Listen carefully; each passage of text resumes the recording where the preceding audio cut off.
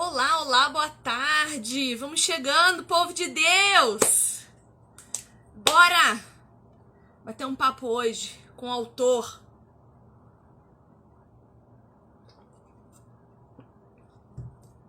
Você já sabe, mas é sempre bom repetir. Terça-feira, às 4 horas da tarde, é dia da gente trazer aqui um convidado, um autor, um escritor maravilhoso da editora God Books, ou do selo Aprisco, para que a gente possa conversar, falar sobre a obra deles, falar sobre tudo que está sendo produzido na literatura cristã, que graças ao meu bom Deus está crescendo aqui no Brasil. Nós estamos com excelentes autores em língua brasileira, em língua portuguesa, escrevendo e produzindo para nós. E hoje, não diferente, a gente vai trazer aqui o querido Emanuel, que já chegou. Vem, Emanuel, não vamos perder tempo, não.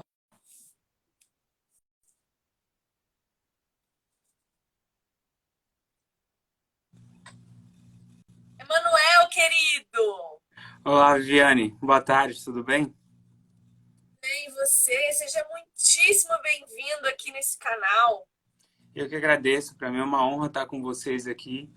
É uma grande alegria ter esse espaço partilhado contigo, com todo esse pessoal querido que te acompanha. Para mim é um privilégio, honra enorme estar com vocês aqui. Eu fico muito feliz, porque eu oro muito ao Senhor para que continue levantando pessoas que escrevam teologia boa, literatura cristã boa, ficção cristã, sabe, na nossa língua materna, porque eu acredito que a cultura ela é manipulada para nos conduzir a lugares escusos. Então, quando eu vejo o Senhor trazendo para nós pessoas como você, que estudaram, pesquisaram, foram atrás, porque eu sei que esse é o seu segundo livro, né? O primeiro foi a sua tese de mestrado que você publicou, Exato. e aí você decidiu, com toda a tua bagagem, escrever um livro para nós, da igreja, né? Tanto pelo que percebi, aí você me corrige, mas você escreve tanto para os cristãos do banco, quanto para aqueles que estão no púlpito, quanto para aqueles que lideram células, e enfim, seu livro é um grande recurso de ajuda e de auxílio àqueles que querem aprender a ajudar. Então, eu fico muito feliz de te receber aqui. Meu pessoalzinho é muito gente boa, então sinta-se amado e abraçado por todos nós. Muito obrigado, muito obrigado. Obrigado pelo carinho, obrigado pelas palavras. E é exatamente isso. A cura tem esse objetivo, né, de alcançar tanto os membros da igreja, como também ser instrumento de cura para todos que querem ser usados por Deus neste momento tão crucial que nós estamos vivendo na história humana, onde temos inúmeras enfermidades tocando a igreja, tocando famílias e tocando a alma das pessoas, a vida como um todo, né? O objetivo do livro da cura é tanto curar como também ser instrumento de cura. Sim, eu li o seu livro em PDF pelo meu celular, então, por favor, mostre um exemplar belíssimo aí nas suas mãos, porque eu não tenho Ó, esse aqui o é o meu meu celular. livro, esse é o meu livro de trabalho, então por isso que ele está cheio de anotações aqui, de tagzinhas aqui, mas esse é o livro A Cura. E esse aqui, ele tá até com duas marcas aqui, tá com a da Sela Prisco e a VLM Press, porque é o livro que foi lançado aqui nos Estados Unidos, que é fruto da parceria da God Books, Selo Aprisco e a VLM Press, que é a editora aqui dos Estados Unidos. Inclusive, preciso agradecer a editora God Books e o selo Aprisco que estão patrocinando essa live. Assim, eles me mandam os livros com muito carinho sempre. Dessa vez, eu pedi para me mandarem com um pouco de pressa, que eu queria ler o livro inteiro para estar com você, então eu acabei lendo em PDF, mas eles sempre me mandam os livros para que eu possa desfrutar com prazer de tudo que leio, e é sempre muito bom, né? Então, conversei com o Maurício, falei, Maurício, já que vocês gostam de me dar presente, eu quero poder agradecer, trazendo os seus autores aqui, para a gente poder falar dos livros, né? E como eu tenho alguns grupos de leitura, o nosso público é, em sua maioria, leitores. Mas vamos começar a falar da sua obra, Emanuel. Primeiro, você é um acadêmico, né? Qual é a sua formação aí? Eu sei que você tem MBA, você tem mestrado, você tem um monte de coisa. É. Me fala um pouco de você. Bom, eu sou formado em teologia pela Faculdade Teológica Batista de São Paulo, né? Eu tenho bacharel em teologia. Depois eu fiz o meu mestrado em ciências da religião pela UMESP, a Universidade Metodista de São Paulo. Depois eu fiz o MBA em liderança e gestão de pessoas pela Fundação Getúlio Vargas. Esses são os 3 cursos de maior peso. E depois eu tenho outros cursos, né? Eu fiz um curso recentemente em Yale e fiz um outro em Princeton. E tem outros cursos na USP, enfim, mas o carro forte, as bases de formação são estes 3, né? O bacharel em teologia, o mestrado em ciências da religião e o MBA em liderança e gestão de pessoas. Muito bom.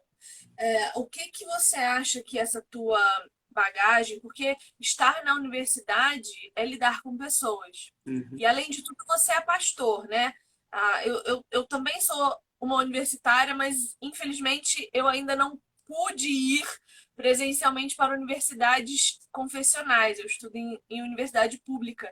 E é muito difícil manter o equilíbrio entre a pesquisadora Viviane e a crente Viviane. uhum, Mas eu imagino que você não, talvez não passou por essa luta com tamanha resistência, mas de alguma forma passou.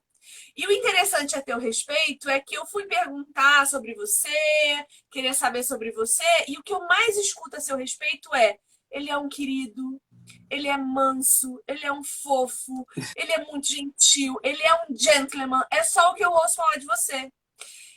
E isso mostra um coração contrito diante de Deus e muito bem guardado. uhum, Como você manteve isso? Porque a gente vai chegar no assunto da cura, mas eu quero saber o teu processo. uhum. Porque eu tenho certeza que até a escolha do teu tema tem a ver com a tua jornada. A gente escreve daquilo que sente, né? Então, conta um pouco dessa tua trajetória aí para guardar o coração nos ambientes acadêmicos. É. Bom, eu passei por uma crise quando eu estava vivenciando o meu mestrado, quando eu estava fazendo o meu mestrado.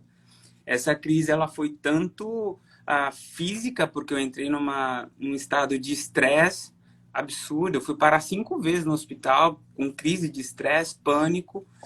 E também entrei numa crise de fé, porque embora fosse uma instituição confessional, a UMESP, a Universidade Metodista, mas quando você entra para o mestrado, e o mestrado ali ele é aberto. Então eu tinha ao meu lado pessoas de inúmeras confissões religiosas e outros que nem acreditavam em Deus também. E as leituras que somos expostos, enfim, tudo aquilo foi como que um bombardeio. Teve um momento que eu tive que parar e em um momento de oração, vigília, eu dobrei os meus joelhos e fiz minha confissão de fé. E aí foi quando eu meio que voltei e não me perdi. Então tive essa crise também espiritual e também tive uma crise física, porque eu entrei num rolo compressor de trabalho, estudo e ao mesmo tempo as demandas familiares que me consumiram. Então eu tive que parar e reformular toda a minha vida. E no reformular toda a minha vida, eu inseri algumas disciplinas que foram cruciais no meu processo que eu chamo de desbestialização, que foi o que me amansou, que foi o que me acalmou, que me tornou mais humano. E dentre essas disciplinas entrou a minha relação com Deus. Eu acredito que aqui está o meu ponto de salvação. E detalhe, eu estava no ministério, eu era pastor, eu já tinha inserções dentro do seminário, dando aulas, cursos, mas aquele momento eu preciso ressignificar minha experiência de fé, minha vida devocional, e isso foi me desbestializando, me tornando mais humano. Porque eu acredito que essa é uma das funções do relacionamento com Deus. Tem que nos amansar. O fruto do Espírito precisa crescer em nós a ponto de nos tornar mais parecidos com Cristo. Antes disso, antes dessa crise, essa reformulação de vida, prioridades, equilíbrio, tudo, era um Emmanuel. Mas depois deste rever a minha vida, parte espiritual e também as outras práticas, como o equilíbrio da minha vida física, né? Alimentação, exercício físico, sono, minha vida emocional, meu relacionamento com a minha esposa, o tempo para estarmos juntos, o tempo com a família e também separar o tempo para estudar. Essa divisão foi crucial nesse processo. Então, essas foram dinâmicas que me ajudaram muito nisso. E um outro ponto é o manter os meus pés no chão, em contato com a igreja. Eu sempre tive no coração o desejo de desenvolver a minha caminhada acadêmica sem abandonar os trilhos eclesiásticos. Para mim, a minha trajetória acadêmica, ela tem uma missão, é me instrumentalizar para servir melhor o povo de Deus. Então, eu acredito que é uma somatória de realidades, fatos, decisões que forjaram quem eu sou. Eu ainda estou em processo, ainda tenho muito que desvexalizar em mim, Deus ainda está trabalhando em mim, mas eu acredito que esses são os pontos que me ajudaram bastante até aqui. Você me contando isso, eu consigo perceber algumas coisas na estrutura do seu livro, né? Primeiro, você vai falar de... Existe um caminho, eu percebo uma jornada no seu livro. Você vai falar de enfermidade, você vai falar de doença e você vai falar de morte. Você vai nos mostrar que todos os caminhos da enfermidade fazem com que nosso corpo e nossa alma fiquem enfermos. E os capítulos do seu livro mostram um caminho de dentro para fora, uma cura que começa do que eu sou para com quem eu trato. Então, são 10 capítulos, e eu diria que são 10 devocionais, porque a impressão que eu tenho é que durante a leitura, eu estou com o meu caderninho de anotações aqui, porque, né, me preparei. A impressão que eu tenho é que você, dentro do livro, você conversa comigo e consigo mesmo. E com Deus. Exato.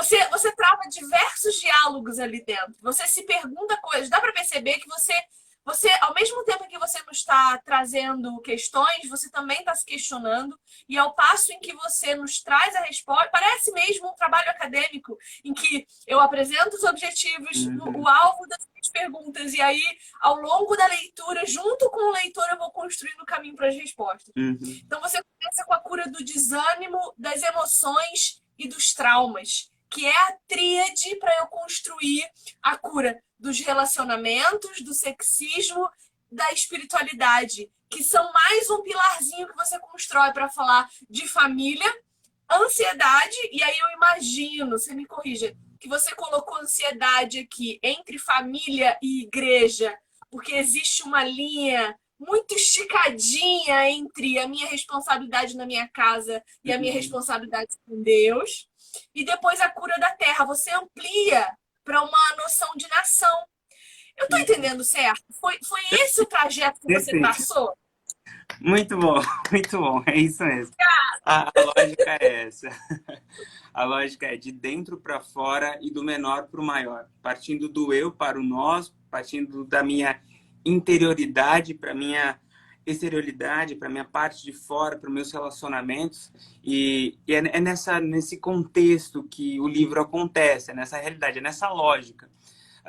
E uma das coisas que eu tentei trabalhar muito e investi tempo nisso e orei também sobre isso, foi em desenvolver um livro onde as pessoas sentassem e tivessem a impressão que nós estivéssemos conversando, tomando um café. Exato. Exatamente. Isso, exatamente.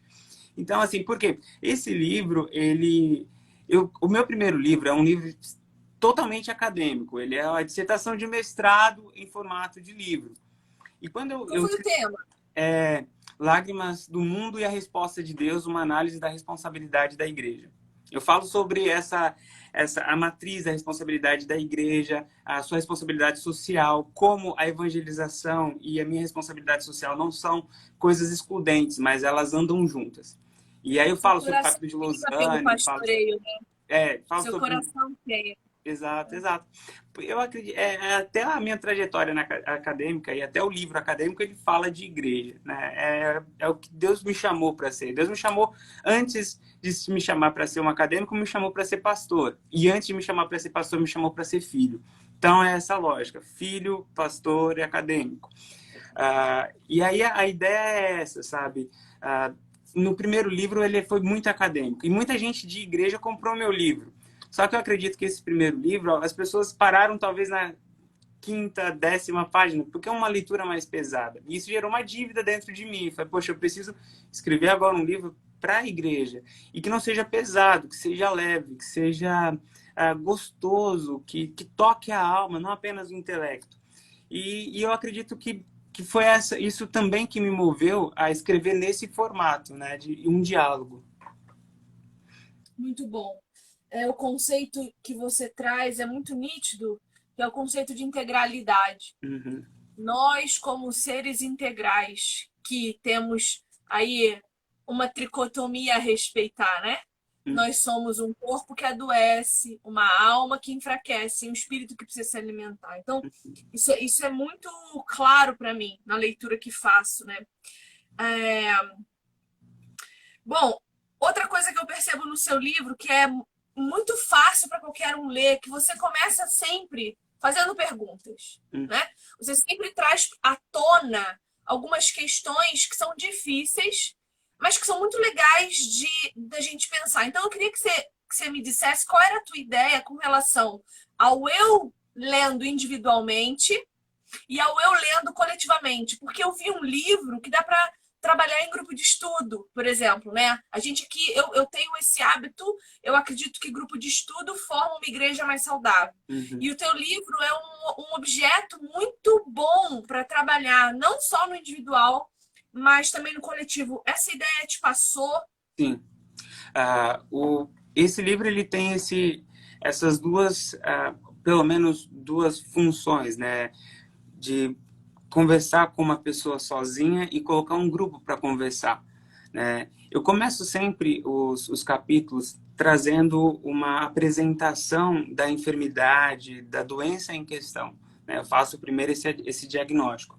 E qual que é o objetivo de fazer isso? Primeiro, a gente entender a realidade, porque muitas vezes a gente, consciente ou inconscientemente, a gente cria caixinhas. A caixinha da fé é uma, eu abro ela no domingo, no meu culto de meio de semana, e eu tenho a caixinha da minha vida, das minhas dores, das minhas preocupações, dos meus problemas diários, da minha família. E essas caixas muitas vezes ficam separadas. Quando eu abro os capítulos fazendo as perguntas, eu estou trazendo muito dessa caixa que às vezes não está conversando com a minha fé, para o centro de um diálogo de alma, de fé, de vida, de relacionamento com Deus. Se eu não me engano, a cura das emoções, eu acho que eu tenho uma frase que diz o seguinte, o meu relacionamento com Deus deve me ensinar a orar, mas deve me ensinar também a como cuidar e reagir diante das minhas emoções. É exatamente isso, sabe? Esses questionamentos iniciais, eles têm o objetivo de trazer a vida para conversar com Deus. E isso pode ser feito tanto de maneira individual, no meu momento devocional, na leitura da Bíblia com um livro, ou num grupo. No final de cada capítulo tem lá o Para Refletir, onde eu apresento algumas perguntas ali. E essas perguntas não têm o objetivo de ver se você aprendeu, certo ou errado, o que o autor colocou em tal capítulo. Não, o objetivo dessas perguntas é abrir o diálogo. O que isso tem a ver com a tua vida? O que isso tem a ver com o seu dia a dia? Ok, a partir do que a gente viu aqui, à luz dos exemplos de homens de Deus, mulheres de Deus, que a gente vai fazer agora.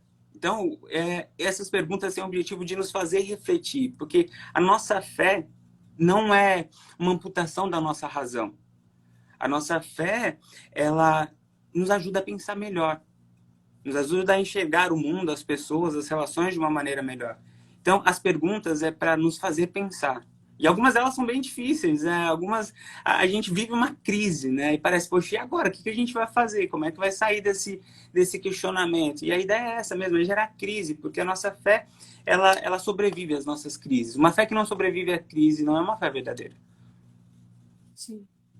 Isso corrobora muito com uma coisa que eu sempre digo aqui pro pessoal. Sempre digo assim, olha, para você se conhecer, e é muito importante que você se conheça, você tem que olhar para Deus. Sem um parâmetro, sem um prumo, você não tem como descobrir quem você é. Uhum. Depois disso, você precisa nomear as suas emoções. Elas precisam ter nome, porque você não lida com coisas abstratas, você lida com coisas concretas. Então, você tem que dar nome aos bois para poder lidar com eles. Dando nome aos bois, ao mesmo tempo que você está se conhecendo, você está reconhecendo as suas fraquezas, as suas falhas, os seus pecados, né? Tudo aquilo que você está tentando guardar ali escondidinho. E por que eu percebo que as pessoas caíram nessa? De começar a rejeitar a verdade sobre si. porque elas rejeitaram, em primeiro lugar, a integralidade de quem elas são. É muito bonito ouvir você falar que primeiro Deus te chamou para filho, depois te chamou para pastor, e aí ele te chamou para estudar. Uhum. Porque você cria um ser integral nisso. Só que o que as pessoas fazem? Não, Deus me chamou para trabalhar. Depois eu vou pensar se eu sou filho. E aí, então, se der tempo, sabe? As pessoas quebraram os processos, quebraram a verdadeira importância das coisas. Então, nas tuas pesquisas aí, que imagino que tenha levado muito tempo e anos até, você enxerga isso, que as pessoas acham que o propósito principal da vida delas é ser especial para Deus, sendo que o propósito é fazer exatamente isso que você começou dizendo. Olha, eu fui estudar porque eu sabia que eu precisava me preparar Uhum. para servir melhor a igreja. Você não acha que é isso que tem nos adoecido, essa inversão? É, eu acredito que uma das principais causas do adoecimento, seja em qual área for, e essa é uma fala que vai ao encontro de fala de médicos, de psicólogos, de pastores sérios, é quando nós perdemos o equilíbrio. Quando nós focamos muito em uma coisa e desconsideramos outras realidades da nossa vida. Somos seres integrais. Quando nós perdemos o nosso equilíbrio em termos de a nossa totalidade como ser, como indivíduo, precisa honrar e glorificar a Deus, quando nós perdemos isso, nós adoecemos. Se focamos muito no trabalho, nós sacrificamos a nossa família. Se focamos muito no estudo, nós sacrificamos nossas emoções, nossas relações. E assim em qualquer área. Se nós focamos muito no nosso físico, nós sacrificamos o nosso intelecto. Nós somos seres integrais. Quando a gente vai para o Antigo Testamento, nós vemos isso sendo dito lá no Shema. Honrarás o Senhor teu Deus com todo o teu coração, com todas as suas forças e com todo o teu entendimento. Nós temos ali o espírito, o corpo e as nossas emoções, os nossos relacionamentos, tudo ali está sendo apresentado. E o que Deus fala é tudo o que eu quero, não é só uma parte. Eu honro a Deus quando eu cuido do meu corpo. Eu honro a Deus quando eu cuido da minha esposa. Eu honro a Deus quando eu cuido das minhas relações. Mas eu honro a Deus quando eu estou pregando, quando eu estou trabalhando. Tudo que fizer, quer comais, quer bebais, quer façais ou qualquer outra coisa, façam para a glória de Deus. Mas fato é que quando nós nos preocupamos apenas com o entregar e o fazer e nos esquecemos daquilo que você acabou de falar, do que somos, nós criamos uma espiritualidade morta, uma religiosidade. E o que Deus quer é que tudo isso seja fruto desse relacionamento. Quando o meu relacionamento com Deus tem que me tornar melhor, um marido melhor, um profissional melhor, um pastor melhor, um acadêmico melhor, porque afinal de contas eu tenho, como você mesmo disse, esse realinhar da minha vida, eu tenho um referencial agora. E a gente se perde, não é nas coisas complexas, são nas coisas simples. Quando o Senhor nos criou, Ele nos fez a sua imagem e semelhança. Se nós quisermos saber quem nós somos, basta conhecermos melhor quem nos criou, porque nós fomos feitos à imagem e semelhança de Deus. Então eu acredito que quando nós a cura, ela tem o livro A Cura, ele tem essa missão de nos trazer o equilíbrio. Não trabalho com respostas fáceis, porque os problemas que apresento aqui são problemas complexos. E a gente gosta de receita de 2 ingredientes, né? É o água e sal, farinha e óleo, mas não dá. Problemas complexos da vida, não dá para imaginar que em 10 páginas de um capítulo você vai conseguir resolver. Mas qual que é o objetivo do livro de cada capítulo? Pelo menos nos conscientizar do problema e apresentar caminhos de cura. Por isso que o subtítulo é O Caminho de Esperança para as Dores da Vida. É um caminho de esperança. Poxa, aqui eu descobri um caminho, aqui tem uma área que eu preciso mexer um pouco mais. Então, são 10 áreas muito cruciais, basilares na nossa existência, nas nossas relações, e que para aprofundarmos, para trabalharmos de uma maneira significativa, vamos ter que levar a sério isso. O livro ele tem mais esse objetivo de nos despertar e nos colocar em movimento no processo de cura. É essa a ideia, né, do livro. Sim. E aí, já caminhando para o final, é o que você disse, você não dá uma resposta pronta, né? Mas você traz um caminho, né? No mês de fevereiro, acho que foi no mês passado, a gente leu aqui junto um livro do Maurício que chama A Cura da Solidão. E o que o Maurício traz para nós como resposta para a cura da solidão é uma conexão com o outro. Se eu tenho uma conexão profunda com você, dificilmente eu vou me sentir sozinho, porque eu sei o quanto importo para você a partir dessa conexão. E o que você vai fazer no seu livro é nos ensinar uma estratégia para conseguir descobrir a cura das nossas emoções, pautado nas nossas relações, né? Porque é de nós para fora, é de dentro para fora. Uhum.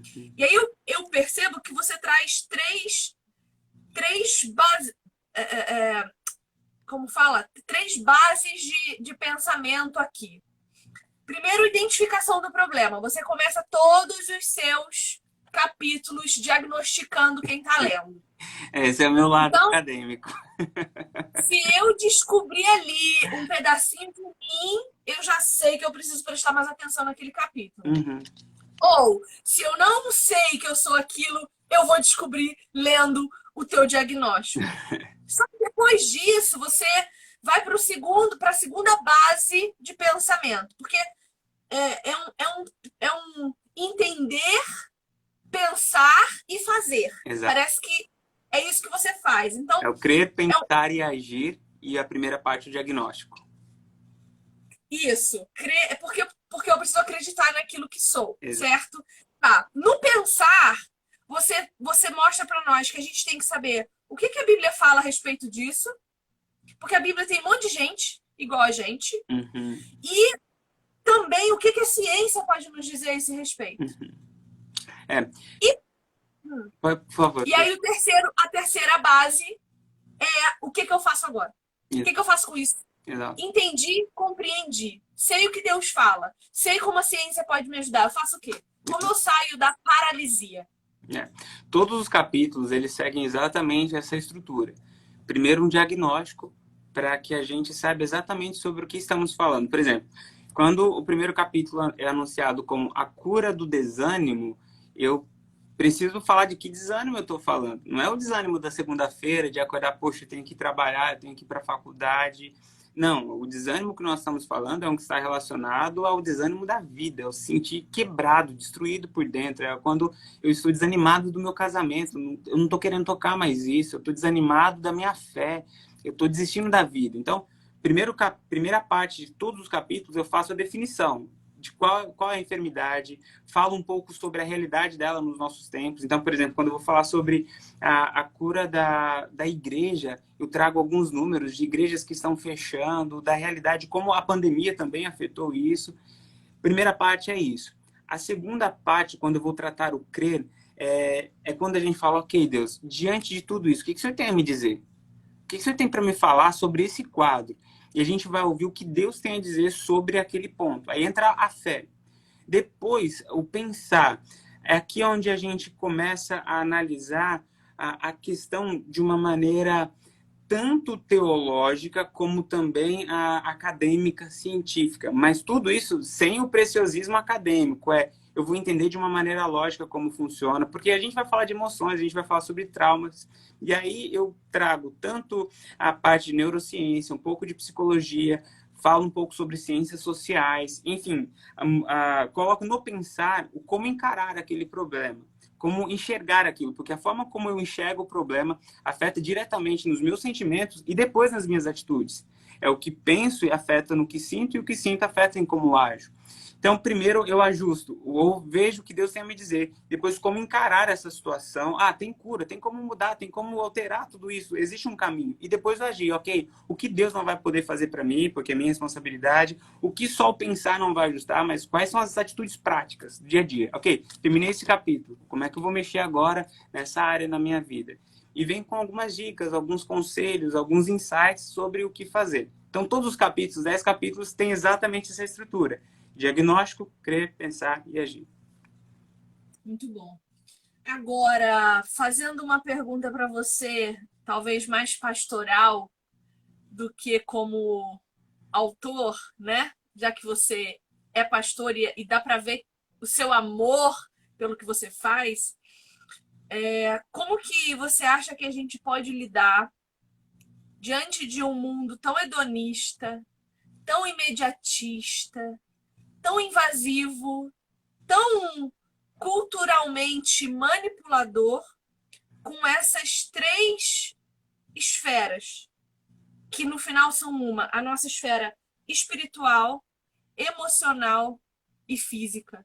Como que eu posso, talvez, guardar o meu coração? Eu comecei dizendo que você brilhantemente me parece, né? Porque eu não convivo com você, mas pelo pouco que li de você, porque eu sei que quando a gente lê alguém, a gente lê também essa pessoa, ela se apresenta, né? Por isso que Deus se faz em letra, por isso que Deus se permite apresentar para nós em livro, porque quando você escreve a seu próprio respeito, você se mostra, né? É inevitável. A nossa escrita tem marcas, né? A gente deixa ali muitas vezes o nosso sangue impresso nas páginas, como Cristo fez por nós. Então, dá para ver que você brilhantemente conseguiu, mesmo passando por tudo isso. E aí, estou aqui me colocando como ovelha, porque eu estou no meu último semestre do meu mestrado. E eu estudo numa universidade estadual e o meu objeto de pesquisa é a Bíblia. Então, eu estudo o arquétipo feminino nas escrituras pela teoria semiótica. Então, é uma luta. E tudo isso, conforme você foi falando, eu tive síndrome do pânico, eu tive náusea, eu tive dor física, eu tive problema dentro da minha casa, porque eu sucumbi. Cara, eu me identifiquei em gênero, número, grau, vírgula e ponto. Quer dizer, ponto não, reticência, porque eu ainda não terminei. Mas então, isso me mostra que você conhece a dor de um mundo egoísta, hedonista, mal, e você soube, sabe, circular nele, preservando o seu coração. Então, o que você diz para nós, enquanto ovelhas de Jesus, pastoreados por homens de Deus como você, a respeito disso? Como que eu posso guardar espírito, emoção e corpo diante disso tudo? Tá, eu vou dar uma resposta em duas partes. A primeira parte falando sobre como guardo esse meu coração, e segundo, o que a gente pode fazer nesse mundo em resposta a toda essa realidade. Bom, para mim, embora pareça simples a resposta, mas ela é muito profunda.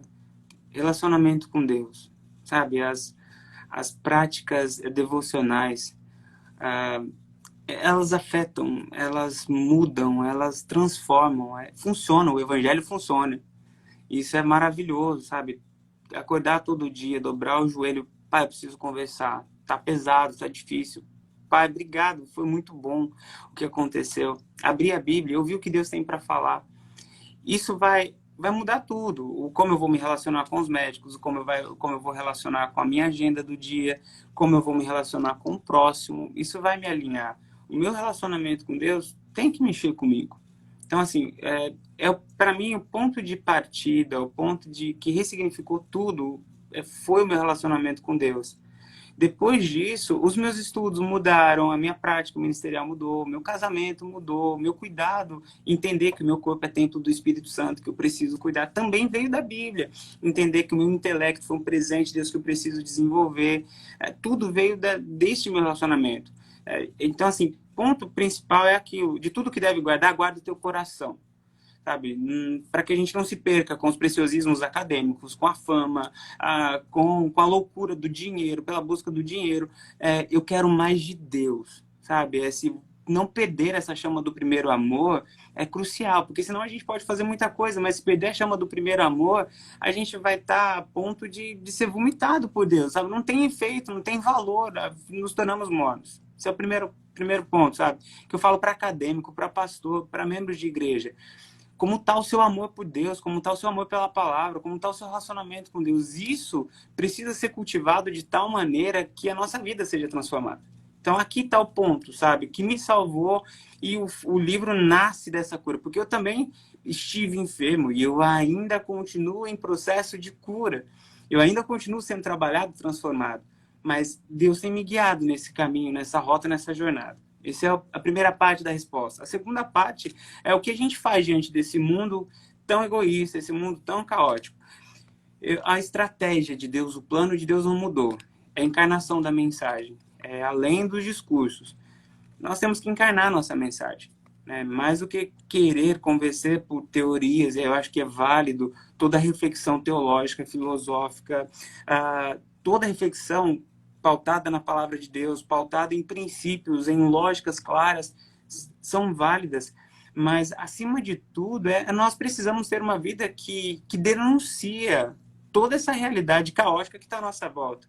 Enquanto o mundo é egoísta, nós temos que ser aqueles que estendem as mãos. Enquanto o mundo guarda rancor, nós somos aqueles que perdoamos e somos os embaixadores da paz, porque o reino de Deus é um reino de paz. Enquanto o mundo é um mundo preconceituoso em termos de criar categorias, e acredito que hoje um dos principais preconceitos que temos hoje está relacionado à beleza e a dinheiro. Quem tem dinheiro e quem tem beleza hoje não é discriminado, independente da sua cor, independente do seu sexo. Eu acredito que aqui está a maior discriminação, porque o mundo, afinal de contas, hoje é o mundo da estética, é o mundo capitalista. Então, nós somos aqueles que olhamos para todos, independente da sua forma, do seu jeito, de quanto tem no banco, e falamos, eu te amo. Isso é importante para Deus. O teu valor não está no que você tem, nem quantas pessoas te seguem no Instagram, no Facebook, mas está na imagem de Cristo estampada na tua vida. Eu te amo, eu estou aqui. Eu acredito que essa encarnação da nossa mensagem é o melhor ato de protesto que podemos ter. Isso vai afetar em todas as áreas. Eu acho que essa é a mensagem. O método não mudou. Deus, para nos ensinar sobre o que é diferente desse mundo, encarnou a mensagem na forma de Jesus Cristo. E o mundo olhava para ele e falava, é muito estranho, ele não é desse mundo, porque é tão diferente, mas ao mesmo tempo nos atrai tanto. Eu acredito que o mundo precisa olhar para nós e ter essa mesma reação, sabe? É tão estranho, é tão diferente da gente, mas atrai porque é bom. Eu acredito que essa é a resposta, sabe? Que a gente pode oferecer para esse mundo. Sim. E é importante dizer que ter essa comunhão com Deus que nos salva, porque salva mesmo, porque quando a gente tem um ataque de pânico porque tem que escrever uma dissertação e não tem ideia do que vai fazer, a gente se lembra de onde a gente veio, a gente se lembra para onde a gente está indo, e o quanto uma dissertação de mestrado, o quanto um livro escrito, o quanto o dinheiro na conta não significou absolutamente nada na eternidade. Não é esse o nosso objetivo principal. A questão e o problema que eu quero levantar é que para lidar com as coisas da nossa maneira e não da maneira de Deus, a gente está tratando com superficialidade todas as coisas. Um amigo hoje postou uma frase que dizia assim, a pessoa que diz que ama, eu amo a sua vida, ela não quer ou não sabe dizer que ama você. E isso é muito interessante, porque na mesma hora eu pensei, realmente, se eu digo que amo sua vida, eu não estou interessada em me aproximar o suficiente para amar você. Eu amo aquilo que eu vejo a seu respeito, mas o seu coração eu não estou vendo. As suas intenções eu não estou conhecendo. O teu caráter está bem distante de mim, porque amar a sua vida é uma posição de observatório. É como eu me coloco diante da cruz, só observando, ao invés de estar lá, morrendo junto com Cristo, para nascer de novo através da vida dele, entende? A distância com que eu tenho me relacionado com Deus é a mesma distância que eu estou me relacionando com as pessoas. Isso é muito interessante. Fala. Isso é muito interessante. E assim, quando a gente vai se aproximando da cruz de Cristo, quando a gente vai se aproximando de Cristo, nós vamos nos aproximando das pessoas. Quando nós nos apegamos ao nosso mundo, às nossas verdades, nós vamos nos distanciando de pessoas. Agora, quando a gente vai caminhando para a cruz, a gente se encontra lá.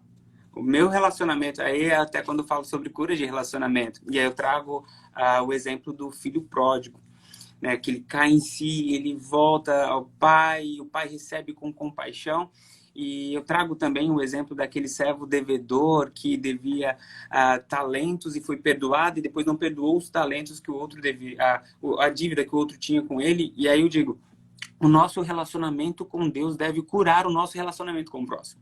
Um relacionamento com Deus que não cura o meu relacionamento com o próximo é um relacionamento inexistente, é uma utopia, ele não acontece, nunca existiu. Porque, veja, o cuidado da palavra de Deus é fantástico quando diz inúmeras vezes, olha, a oração do Pai Nosso, perdoe as nossas dívidas, perdoe as nossas faltas, assim como nós perdoamos os nossos devedores. E essa relação do perdão que recebo da parte de Deus, que é distribuído, canalizado no meu relacionamento com o outro, ele é destacado na palavra de Deus várias vezes. E quando nós temos uma repetição tão expressiva assim, é para nos dizer que é muito mais do que uma ênfase, é uma verdade absoluta. O meu relacionamento com Deus precisa impactar no meu relacionamento com o próximo. Se você não ama o seu irmão que você vê, você não ama o teu Deus que você não consegue ver. Se você não perdoa o seu irmão, você não entendeu o que é perdão de Deus. Se você não consegue ser gracioso com o teu irmão, você não foi tocado pela graça. Então eu acredito que é isso. Quanto mais próximos da cruz nós estamos, mais próximos das pessoas também estamos. É uma grande verdade. Olha, conversar contigo é uma delícia realmente. Tudo que eu ouvi de bom a seu respeito, eu estou tendo o prazer de confirmar aqui. Então, ao invés de dizer que eu amo a sua vida ou a sua escrita, porque realmente é uma delícia de ler, de compartilhar, é sentar à mesa mesmo contigo, eu vou dizer que através de Cristo eu amo você. Obrigado. Porque você é um cara que eu admiro pela trajetória. Você estudou pra caramba, você não tá no seu país. Falando nisso, o que você foi fazer aí? Onde você tá e o que você foi fazer aí? Hoje eu sou pastor na igreja New Hope Brazilian Baptist Church. Nós estamos aqui, eu e minha esposa, nós estamos aqui desde dezembro de 2019. Inicialmente nós viemos aqui, o plano era passar alguns meses para ajudar a igreja, mas fomos convidados e aí separamos um tempo para orar, jejuar, e o Senhor confirmou então o chamado para aqui, e aqui estamos. Estamos aqui há 2 anos e está indo para 2 anos e meio já. Estamos presos aí por causa da pandemia também. Como? Como que abandona? Ficaram presos por causa da pandemia, porque como que você abandona uma igreja no meio de um caos? Não pode. Ficaram também por causa disso, Não, né? foi assim, e começar a... Porque é uma igreja nova também. A igreja tem, como igreja organizada mesmo, está indo para os seus 3 anos. A gente começou, a hora que a igreja foi organizada em outubro, em março do ano seguinte, ou seja, poucos meses depois entrou a pandemia e lockdown. Então, começar uma igreja, um ministério em lockdown foi um grande desafio. Mas a graça de Deus, aquele que nos chama, é aquele que nos sustenta. E, assim, foi um período de grandes desafios e de grandes tempestades. Mas foi maravilhoso conhecer o Deus que reina em paz, em força e poder em meio às tempestades. As tempestades mostraram muito mais do que o tamanho das ondas, mas mostrou para nós ainda mais o tamanho do nosso Deus. Foi maravilhoso, foi difícil, né? Mas graças a Deus a gente pôde conhecer Deus de uma maneira ainda mais especial que a gente já conhecia. A sua pandemia frutificou num belíssimo livro que eu espero que todos adquiram, porque a Cura é um livro delicioso, que dá para ler sozinho, dá para ler junto, dá para ler em grupo, dá para ler em casa com o marido. É muito bom. A linguagem é boa, então dá para todo mundo adquirir. Mostra o livro aí, pastor, de novo. Emanuel, querido, uma honra e um privilégio para mim ter você aqui. Obrigado. Muito gentil desde o primeiro momento. Obrigada por ter aceito o meu convite de vir aqui nos prestigiar com a sua presença. Obrigada pelo livro. Uma delícia mesmo de livro, curativo e gustativo.